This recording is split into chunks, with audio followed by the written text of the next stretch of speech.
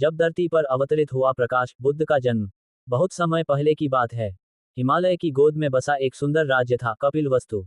वहां के राजा थे शुद्धोदन और रानी थी माया देवी। दोनों धर्मात्मा, दयालु और प्रजाप्रिय थे, परंतु उनके जीवन में एक अभाव था, उन्हें संतान नहीं थी। एक रात रानी माया देवी ने एक अद्भुत स्वप्न देखा। उन्होंने देखा कि आकाश से उतरता हुआ एक सफेद हाथी, जिसकी सूंड में सफेद कमल था, उनके गर्भ में प्रवेश कर गया। जब सुबह रानी ने यह स्वप्न राजा को बताया तो राज्य के ज्योतिषियों ने कहा, हे महारानी, यह सपना अत्यंत शुभ है। आपके गर्भ से कोई साधारण बालक नहीं, बल्कि एक महान आत्मा जन्म लेगी, जो या तो चक्रवर्ती सम्राट बनेगा या फिर संन्यास लेकर संसार को सत्य का मार्ग दिखाएगा। समय बीतने लगा। पूरे राज्य में एक दिव्य ऊर्जा छा गई थी। पक्षी मधुर गीत गा रहे थे और हवाओं में शांति थी। जब रानी का गर्भ पूर्ण हुआ तो वे अपने मायके देवदह जाने लगी। रास्ते में उन्हें एक सुंदर बगीचा मिला, लुम्बिनी वन।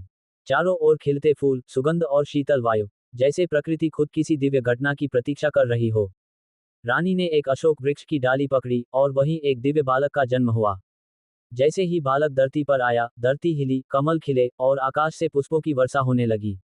देवताओं ने कहा, यह बालक कोई साधारण नहीं, यह वह है जो अंधकार में प्रकाश फैलाएगा। यह जन्मा है करुणा, प्रेम और सत्य के लिए। उस बालक का नाम रखा गया सिद्धार्थ। राजमहल में उत्सव मनाया गया, पर ज्योतिषियों ने राजा को सावधान किया। राजन, यह बालक यदि दुख देखेगा तो संसार त्याग देगा। इसे कभी दुख, मृत्यु या बुढ़ापे का दर्शन न होने देना। राजा ने सिद्धार्थ को महल की चारदीवारी में रखा, चारों ओर सिर्फ सुख सुविधाएं, न कोई रोगी, न कोई वृद्ध, न कोई मरण। लेकिन सच्चाई कब तक छिप सकती थी? समय के साथ सिद्धार्थ बड़े हुए। उनके मन में संसार को समझने की जिज्ञासा बढ़ने लगी। एक दिन वे अपने रथ पर निकले और उन्होंने पहली बार देखा एक बूढ़ा व्यक्ति, एक बीमार व्यक्ति और एक मृत शरीर। उनके मन में तूफान उठ गया, ये सब क्यों होता है? अगर ये सबका अंत है तो जीवन का अर्थ क्या है? उसी दिन उन्होंने एक संत को देखा, शांत, स्थिर, प्रसन्न। उनके मन ने कहा, यही मार्ग है, यही सत्य है। और इस तरह उस लुम्बिनी के बालक, माया देवी के पुत्र और शुद्धोदन के वारिस ने एक दिन सब कुछ त्याग दिया, राज्य, परिवार, सुख सुविधाएं, ताकि वो खोज सके वह सत्य जो सभी दुखों का अंत कर सके। वही सिद्धार्थ आगे चलकर बने गौतम बुद्ध, जिन्होंने कहा, अंधकार को कोसने से अच्छा है एक दीपक जलाओ।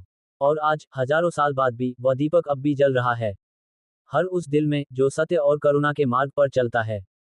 समाप्ति संदेश। जब संसार अंधकार में था, तब लुम्बिनी में जन्मा एक बालक मानवता के लिए प्रकाश बन गया। वही था बुद्ध।